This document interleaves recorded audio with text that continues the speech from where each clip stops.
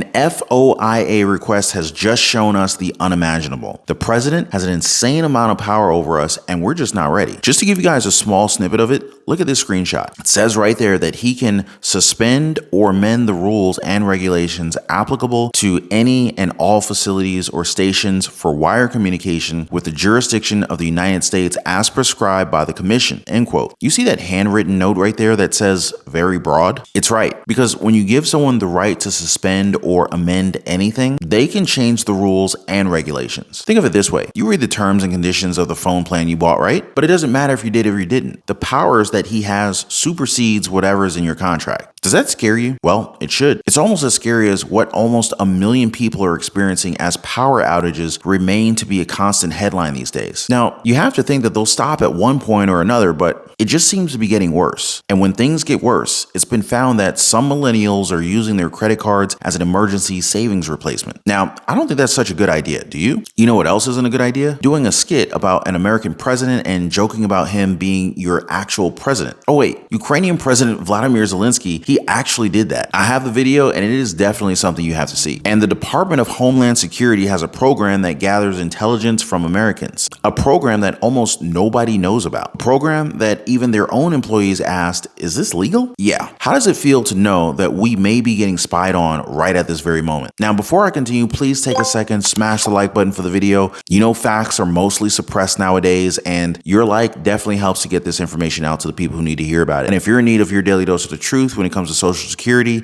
SSI, SSDI, the stock market, the housing market, global happenings, and whatever is going on in Washington, D.C. that affects our lives, our families, and our bank accounts, make sure to subscribe to the channel. And if you own a home, make sure your home is protected. Get your free home warranty quote. There's a link in the description down below this video. It only takes like 15 seconds. Now, I don't use this term very often, but it seems like a very appropriate time for it. Politico just dropped a bombshell on us, and it's about the Department of Homeland Security's top secret domestic intelligence gathering program. That's right, you guys. This isn't a Bond film, but we may be getting spied on. It's called the Overt Human Intelligence Collection Program, and although officials are forced to tell people that they are being questioned for intelligence gathering purposes, that hasn't stopped some of their own employees from questioning this program, saying that it could very well be illegal. But questioning their method seems to be a very bad approach to this, as an unnamed employee has said this, quote, "If you speak out, you'll find yourself on the southwest border or in Portland, recalled by Field Operations Division headquarters or removed. If headquarters finds out that you've spoken to others outside the division, example OCG, ombuds, you'll get in trouble," end quote. Wow,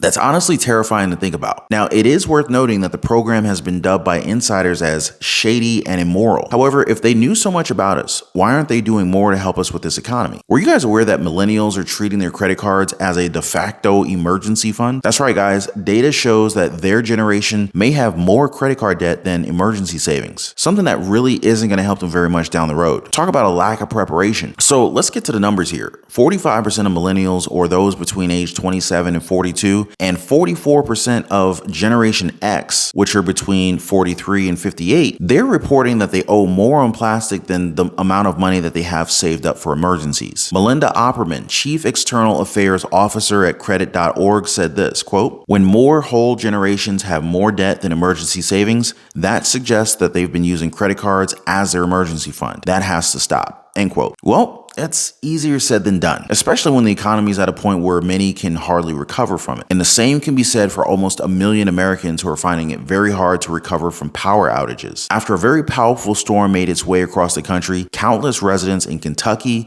Tennessee, Michigan, Alabama, West Virginia, Ohio, Indiana, Pennsylvania, and New York suffered from power outages that left them in the dark. This is literally one of those grid down scenarios that you do not want to be a part of. And you really have to question yourself, why aren't we fortifying our energy infrastructure here at home? Why do we have to fear losing power whenever these storms come around? And since we're talking about fear, Ukrainian President Vladimir Zelensky didn't show very much when he was asked to do a skit that featured a joke on former President Barack Obama.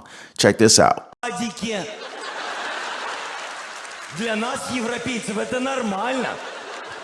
Сегодня наш президент, самый главный, который у нас самый главный президент, Барак Обама, пообещал, что мы скоро вступим в НАТО. Пока, естественно, на правах американского прихвостня.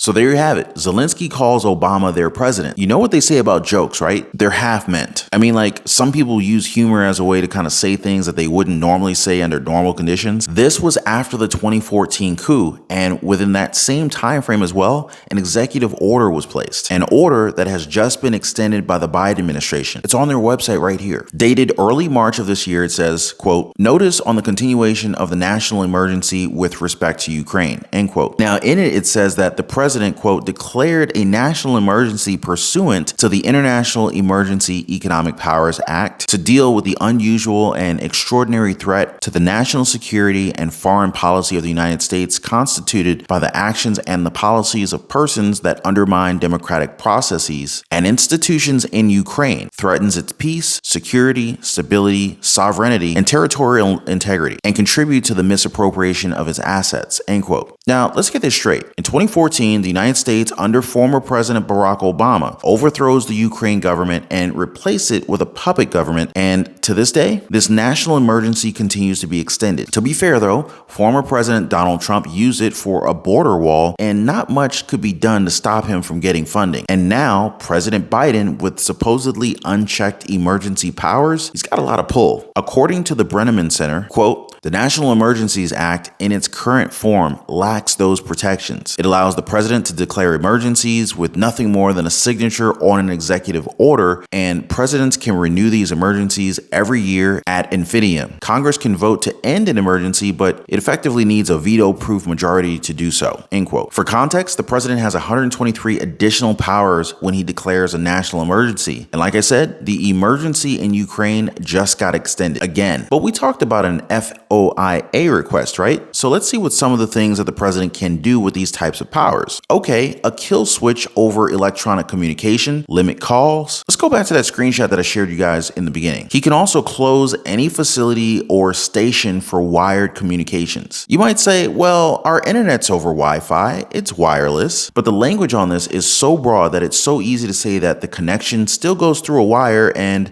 then to your router, your modem, which in turn sends out the Wi-Fi signal that we use. So you see the dangers of having something written so vaguely, right? Now there's also language that refers to the restricting of US passports. Now these powers are not specific and are so broad that one could actually lead to another and no one would be able to question it due to the basic logic when it comes down to the words and how they were used. But what about your logic, guys? What is it telling you about these emergency powers? Does he need them? You know what most of us need, right? Help. But we've gotten to a point where help may not be coming and the only person we can rely on is the guy or girl in the mirror. How do we go about it though? There are money-making opportunities available everywhere, but it takes a lot of patience and hard work, not to mention the knowledge that goes side by side with it. Take investments, for example. You need to put forth some effort to research before you put in the cash into the stock market or real estate. Or how about side hustles and small businesses? This would be great for budding entrepreneurs who are looking to make multiple streams of income. Now, if you guys want to learn more about this, feel free to join us over in the Patreon community. There is a link in the description down below. The road to financial freedom is not easy, but it's also not impossible. Now, before I go, guys, please don't forget to drop a thumbs up for the video. Also subscribe for a daily dose of the truth. Appreciate you guys watching. Please be kind to one another, and I'll see you on the next one.